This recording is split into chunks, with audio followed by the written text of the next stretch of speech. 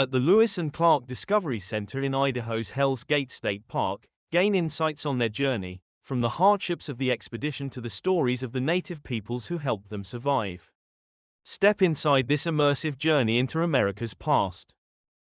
Opened in 2004, along the Snake River in Hell's Gate State Park in Lewiston, Idaho, the Lewis and Clark Discovery Center was built to honor the core of Discovery's journey, its stone and timber architecture mirroring the rugged landscapes they once crossed.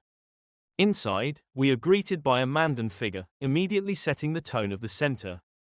It honors the indigenous people who played a vital role in the expedition, including sheltering Lewis and Clark at Fort Mandan. The lobby opens up into a bright, airy space. Its walls are filled with information about the Lewis and Clark journey, and in the center, there is a large interactive topological map where you can explore their route. The building has high ceilings and huge windows that showcase a panoramic view of the Snake River outside.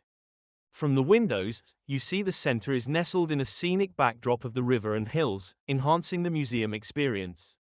It's a perfect blend of history and nature, and if you visit, make sure you have some extra time to enjoy the trails or a riverside picnic in Hell's Gate State Park. On each side of the large window, you will find the pioneers of this historic expedition. To the left, you find Thomas Jefferson, highlighting his commission of a monumental undertaking for Lewis and Clark to find a practical water passage along the Missouri River to the Pacific Ocean to secure a historic route for commerce. To the right, we find our heroes, Meriwether Lewis and William Clark. The display highlights the core journey through Idaho and the extreme hardships they faced, including severe starvation and exhaustion. Here, Hell's Gate State Park is located just 4 miles south of their route, which the state maintains as some of the most pristine landscape. The center of the main hall is dominated by a large topographical map, where you can press a button to light up the route of the Lewis and Clark expedition. The interactive visual gives you a bird's eye view and underscores the magnitude of their 4,000-mile trek. Continuing our exploration, we find a large panel titled, "The Woman Who Was Captured and Returned." The panel summarizes a crucial moment in the Lewis and Clark expedition. After nearly starving while crossing the Bitterroot Mountains, the core of Discovery came upon 3 Nez Perce boys and the Nimipu camp. The Nimipu first suspected a Shoshone trick, as Lewis and Clark had among them Sacagawea, a Shoshone Indian.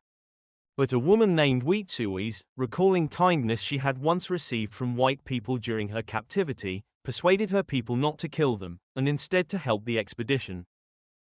The final part of the center is a narrow hall, with additional exhibits and a small theater. Walking down the hall, we admire Mother Earth, a painting symbolizing the Nez Perce connection to the land. Then we find a series of panels, showing how the core of Discovery was the first U.S. expedition to scientifically describe a long list of new mammal and bird species, how they formed peaceful relations with the Native Americans, and how they would have to live off the land or barter for food to survive. Staying healthy was a constant battle through the 8,000-mile trek, as they only had crude medical instruments and remedies to treat all their injuries and sickness.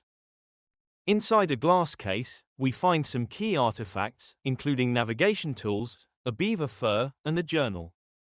On the opposite wall of the hallway, we find large maps of both the core route through Idaho and the entire route from St. Louis to the Pacific Ocean, accompanied by a timeline of key moments during the journey. The route map highlights the routes Lewis and Clark took, both out to the Pacific Ocean and back to St. Louis. It highlights the bitter crossing through the Continental Divide, where the expedition spent 40 days contending with the Bitterroot Mountains. Once through the mountains, nearly starving, they encounter the Nez Perce, in what is now present-day Idaho, who provide them with desperately needed food. After some rest, the group built canoes to complete the final leg of their journey, from the Clearwater River, down the Snake and Columbia Rivers, to the Great Pacific Ocean. Finally, we watched a short documentary about Lewis and Clark, focused on their experience in Idaho. Ending our visit, we browsed the small shopping area. Overall, we found the Discovery Center to be a fun little museum, not huge, but packed with interesting history. It is a great stop to explore, in conjunction with venturing through the beautiful Hell's Gate State Park. Thanks for watching. Please like, follow, and subscribe.